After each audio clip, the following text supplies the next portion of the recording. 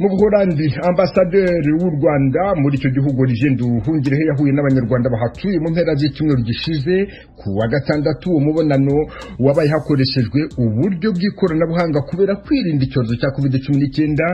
Avugana n'ijwi ry'Amerika, ambasaderi Nduhungirehe avuga ko abanyarwanda barwanya leta nabo bagomba kubarwanya hakoreshejwe uburyo nabo bakoresha. Avuga ko ahura n'abanyarwanda yari agamije kubagezaho gahunda nshya yo guteza imbere imibanire yabo. Gahunda mfitiye abanyarwanda ubundi ni gahunda ya leta igizwe n'ibintu bitatu bijyanye na diaspora. Icya mbere ni ikijyanye na mobilisation, icya kabiri ni ikijyanye na empowerment, kongera ubumenyi n'ubushobozi, naho icya gatatu ni ikijyanye na patriotism, gukunda igihugu. Mobilisation ni ubukangurambaga kugira ngo twegere abanyarwanda. Umunyarwanda wese uri mu mahanga yumve ko ari umwana w'u Rwanda, tumwegere. N'ufite impungenge kubera amateka twanyuzemo, wahunze ufite ibibazo ku Rwanda, tumwegere tumusobanurire. Iki kintu ni ngombwa kuko abanyarwanda uko tungana ubu ngubu bajya mu bikorwa bya ambasade, mu bikorwa bya diaspora, ntabwo ari abanyarwanda bose batuye mu mahanga, n'abandi bose tugomba kubegera. Hanyuma rero icya kabiri ni empowerment, icyo cyo kongera ubumenyi n'ubushobozi kugira ngo abanyarwanda bakomeze kwiga, bakore, bagire ubushobozi aho bari bibesheho, babeshe imiryango yabo ndetse n'igihugu, bateze imbere n'igihugu cyabo. Hanyuma hakaba rero n'ibikorwa byo gukunda igihugu. Gukunda igihugu nabyo ni ngombwa, kugira ubumwe mu banyarwanda, gushora imari mu Rwanda, kurwanya ingengabitekerezo ya jenoside. Ibyo byose ni ibintu bijyanye no gukunda igihugu. Ibyo bintu bitatu rero nibyo twaganiraho cyane kugira ngo turebe ko diaspora y'u Rwanda hano mu Buholandi yabigiramo uruhare. None uvuze kwegera abo banyarwanda kugira ngo ubahurize hamwe bagezeho imigabo n'imigambi yawe, uzabigira ute mu gihe hari bamwe bavuga yuko basa naho bahigwa bukware? Uzabigenza gute kugira ngo nabo ubegere? Abahigwa bukware ubwo niba ari abakoze ibyaha mu Rwanda, abakurikiranwa jenoside yakorewe abatutsi, bafite mandadare, bafite impapuro zibahamagarira gufatwa, urumva ko abo ngabo ari ikibazo cy'ubutabera bagomba kubahiriza, ntabwo ari ikibazo cya diaspora. Donc hari ikibazo cy'ubutabera, na hano mu Buholandi barahari abantu bakekwaho uruhare bagize muri jenoside yakorewe abatutsi. Abo ngabo icyo twifuza ni uko nyine bashyikirizwa inkiko. Hanyuma rero abandi banyarwanda bafite ibibazo by'imyumvire, bafite ibibazo by'ubwoba, abo ngabo kubaganiriza no kubabwira u Rwanda ni ngombwa. Ariko hakaba n'abandi nabo nubwo batakoze ibyaha, batakoze icyaha cya jenoside, ariko bari mu bikorwa byo gusiga isura mbi igihugu, byo gukwirakwiza ingengabitekerezo ya jenoside i Burayi no mu rubyiruko, mu bana babo, mu nshuti zabo. Abo ngabo bo birumvikana ko nabo tugomba kubarwanya kuko ni abantu badashakira neza igihugu. Ariko muri rusange twebwe nka ambasade, nkanjye ambasaderi n'abandi dukorana, turafunguye ku buryo twiteguye kuganira n'umunyarwanda uwo ari we wese ufite impungenge, ufite ibyo abaza, ufite icyo yifuza, kugira ngo rwose tumwumvishe ko igihugu cye gihari, igihugu cye kimukunda, kandi ko tuzakora ibyo dushoboye kugira ngo nawe agire uruhare mu kubaka igihugu cyacu. Imiryango ya ambasade y'u Rwanda irafunguye, ntawe uzajya haza yikandagira?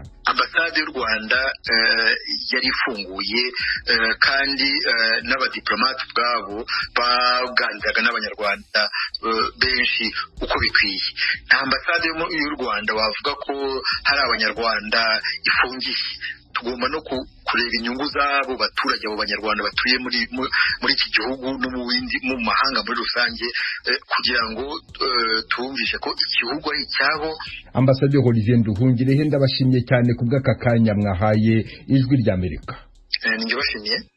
Impunzi z'abarundi ziri mu nkambi ya Nyarugusu muri Tanzania ziravuga ko zugarijwe n'inzara kubera kutabona imfashanyo yihagije, si ibyo kurya gusa badafite n'ibindi bikoresho by'ibanje ntabyo bafite. Baganiriye na mugenzi wacu James Jovine. Kimwe gusa nuko tuvuze ibintu twebwe ngaha mu nkambi kweri hariho amashirahamwe menshi mu bihe byahera yaza tubaza ibintu ukuntu tubayeho tukabisigura, mugabo tubivuze tukitega yuko ivyo twavuze byasohoye tukakena.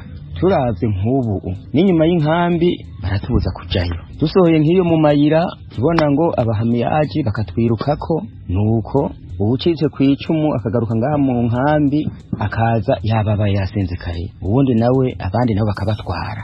Nuko inzara ntaho tuja, ntaho turaba, ntaho twirukira, ntanaha none ubona twokora iki? Inzara harirarenga tutariye kugira ngo tujiganye kaca ngaho tukatuna, none twicaye ukubona twobaho gute?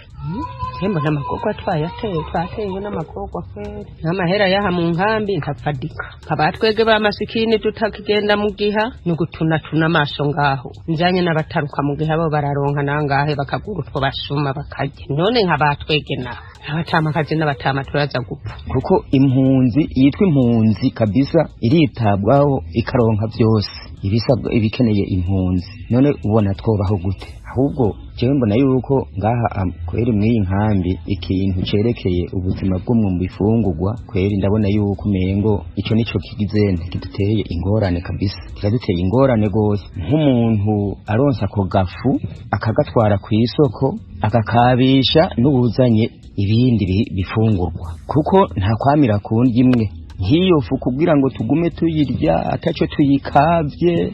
Usanga naho nyene n'abana bacu usanga bagenda bagira ingorane z'ibigwara. Kare nabagiye kwibaruka barabahereje utuntu batana muhira nk'akadobo nk'iki, ariko ubu nta na kimwe bahereza, n'agatobo ntibabaha, baze n'amaguru kuva ku bitaro. Tuvuye kuva mu ijoro ya 18 cyangwa ya 20 ava ngaho n'amaguru hagashikariya mu ijoro ya 18 n'amaguru. Ivyo kweri nivyo twasabire UN ico kibazo n'ukuri igerageje ikiturabire. Chawe wibaza warashitse ushitse baguha agasari kandi ukaryamika hasi, none ku gasari komara imyaka 3 ukikaryamako. Ikireta nuko maze ikindi naco bakacavuga ngo duhaye ngo imiryango bameze ngo duhaye ngo abapfakazi, ngo duhaye ngo abatishoboye. Bamwe bishoboye none bacayakura heho yo kugura kagasare, kandi ntibashoboye kuja inyuma y'inkambi kubera ko nta ruhusha dufitiye. None wowe watishoboye acagakura heho? Twebwe turasaba yuko UN yoraba ibiharuro nk'uko yadufashe bwa mbere, kuko none n'isafuriya dufise zaratobotse, ibibido dufise zaratobotse, kila kintu cose baratugabiye zaramaze guhera. Ubuteka UN nkiko yatwakiriye kadushikana no muri Tanzania twari tugowe, reka yo yaratwakiye n'ituzira dufasha kutwubakira, ahubwo nibandanye n'ubu idufashe. Hanyuma igihugu cy'amahoro nicaboneka niyaba barambiwe twebwe turiko turataha. Hanyuma ikindi cya kabiri ni kuvuga yuko niyaba Tanzania igomba kudufata nabi, barabe uburyo boshobora kutwunguruza, urumva kugufatwa nabi na Tanzania kukubera tw'abarundi bamwe. None ga ugomba tube bande nibarabe rero kimba rubwo bugari baduhereza butuma tumererwa nabi cyane bagomba ko dupfa, nibahereza uburenganzira UN irafise ibibanza yitunguruze ko ntakiri twohagarara ko guko ngaha twaruhiye. Nihere ku murongo hubwo kujya nyene yatwakiriye iduhe kujya nyene, kuko ndabona umutekano mu banyagihugu bosubira kuba hamwe. Haro n'igihahunguka atafise shikira, none akavuga ati none ino ndavuze ho njyama ntariya nuko nyene akapfa kwiyahura nk'uwiyahuye nyene akapfa kugenda uko nyene, niho benshi wumva baca bagaruka kubera basanga atabari bushikire kaja mu bindi bihugu, kandi no muri ivyo bihugu hari igihe badashika canke bagashikayo nta nuko baba bazi ibihari gutyo, nukubera nugupfa nyene guta umutwe bakapfa kurondeza. Ico nifuza rero UN nuko yodufata nk'umuvyeyi wacu igasubira ku murongo yahorako nuko ari yatwakiriye ikaturosa ivyo dukeneye. Impunzi z'abarundi ziri mu nkambi ya Nyarugusu muri Tanzania zisaba ishami ry'umuryango w'abibumbye ryita ku mpunzi kuzigoboka bagahabwa ibiribwa n'ibikoresho by'ibanje. Mbere yo gushoza aya makuru mbibutse ingingo nkuru mu Burundi kuri uyu wa mbere harabera inama ihuza urwego rushinzwe itangazamakuru n'abahagarariye ibimenyesha makuru byari byarafunzwe cyangwa se biri mu bihano kugira ngo barebere hamwe uko byongera gukora nyuma y'imyaka 5 hano ku Ijwi ry'Amerika twashimishijwe no kongera kwakira ambasaderi Willy Nyamitwe, umuyobozi w'ibiro byo kumenyekanisha amakuru mu biro bya perezida w'u Burundi. Dore bimwe mu byo bategereje ku itangazamakuru. Ko umukuru w'igihugu cy'u Burundi wewe ashimikiye cyane rwose ku guteza imbere igihugu mu kurwanya ubukene, kugira ngo umuntu wese uronke icyo ufungura n'umufuko wose uronke ifaranga. Aho rero ko ari iryo shimikiro ryiwe, icyo yifuza ko yaranagishikirije, yagize ati nimuhimirize abenegihugu kwitabira ibikorwa by'iterambere, mubigishe kuko amaradiyo arigisha, mubahe amakuru ajyanye n'ubutunzi, amakuru ajyanye n'ivyo bokora kugira ngo biteze imbere. Ambasaderi Willy Nyamitwe, aha niho dusoreje iwanyu mu ntara hamwe na Mukubiri ya Baro umfasha kubagezaho aya makuru. Mbashimiye kuba mutega amatwi Ijwi ry'Amerika buri munsi kandi muri benshi, abatuye ku murenge wa Remera mu karere ka Gasabo mu mujyi wa Kigali, namwe mutuye i Montreal muri Canada, mbifurije umunsi mwiza. Mwari kumwe na Venus.